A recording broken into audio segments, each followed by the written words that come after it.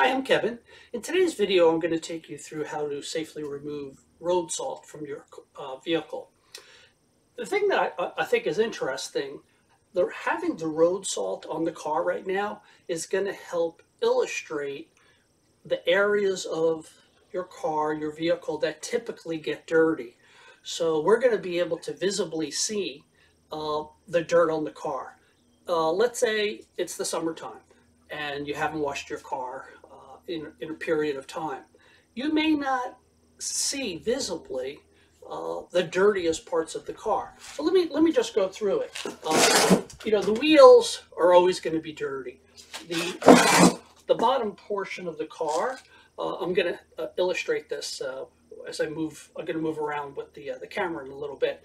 But typically, from the door handle down is going to be a dirtier part of the car. And the reason why is the wheels, as you apply the brakes, the calipers are squeezing in on the rotor, and you're actually getting metal particles. The rotor is getting worn down by the brake pads. So you're getting metal particles deposited into the paint or onto the paint. Of course, any kind of mud that's going to get thrown up by the tires, and like I said, you're going to see that visibly with the road salt. The roof of the vehicle, even as dirty as this is, the roof of the car is not too bad. So when we are washing our car, usually start at the top and come down. So, we'll do a rinse up on the top, and then, the water will cascade down. And if you think about it, if you have a microfiber cloth, if you started cleaning this dirty area, your bucket of water, of rinse water, is going to get really dirty. So start with the least dirty and work your way down. That comes to the paint. I always do the wheels. I always do the wheels first because I have dedicated microfiber cloths. I have dedicated brushes. I even have a dedicated bucket because the wheels are always the dirtiest. I clean those first because you're going to get some splashing as you clean those. But when it comes to the paint, cleaning the paint of the car, I always start at the top. And let me show you why. Okay, so here we have the front of the car, and as you can see, it's got a fair amount of road salt on it. So as I come around now to the side, you can see here, coming out of the wheel well, you get quite a lot of road salt being kicked up.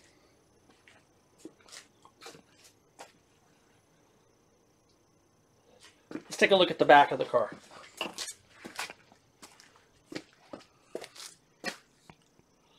So you can see there's a lot of air turbulence around the rear of the vehicle, and that is quite dirty. I'd say that's from the paint surface, that's the dirtiest part of the car. Let's take a look at the roof. Not too bad. Okay, so starting at the top, I'm going to use a lot of water here, just trying to rinse off this road salt.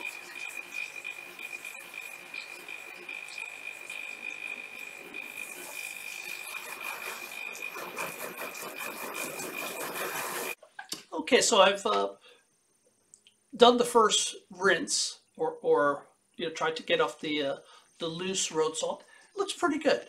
Okay, so I've sprayed Total Auto Wash into the complete surface of the vehicle. I focused on gaps. I opened up the gas door, sprayed in there, in the mirrors, around that, in the barrels of the wheels, in the wheel wells. Anywhere there's a gap, I'm trying to displace that road salt. So now I'm going to give it a good...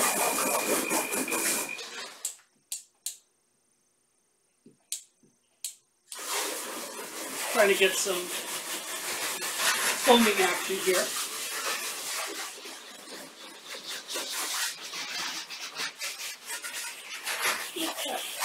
So you might be able to see that the soap is sudsing up.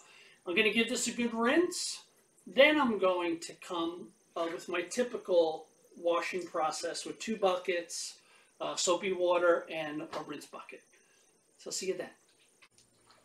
Hi, so I've got my microfiber wash mitt here.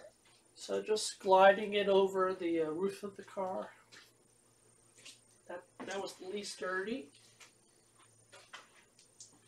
Then I'm going to proceed to the hood. After I do the roof of the car, I'm going to wash the mitt. Then put it into the soapy, sudsy water, trying to get a lot of suds because that's lubrication. And do let's say my normal procedure for washing the vehicle now. So I'm gonna go through that, and then we'll do the final step, which is drying. Hi, I just wanted to show you I have suds on the car, and swirl marks would be circular defects in the paint. So what I try and do when I'm let's say touching the surface of the car, as an example with the wash mitt, I use linear motion, so in other words straight lines. And if I were to introduce a scratch, if it was linear, in other words not a swirl, the light, it's not as visible on the paint surface. So just wanted to show you that technique. Hi, so I've gotten to the final step, which is drying the paint. So I've sprayed bead maker. It's a drying agent, so it helps the water release its bead maker has hydrophobic qualities, so the water loses its surface tension with the paint, so it comes off easier. I have a microfiber drying towel. I had that soaking in water, and I've wrung it out really well. It may seem counterintuitive to wet the drying towel, but it actually absorbs more water that way. And think about it, if you take a dry cloth and rub it on the paint, you may introduce swirls and scratches. So I hope you found today's video helpful, and see you soon. Take care.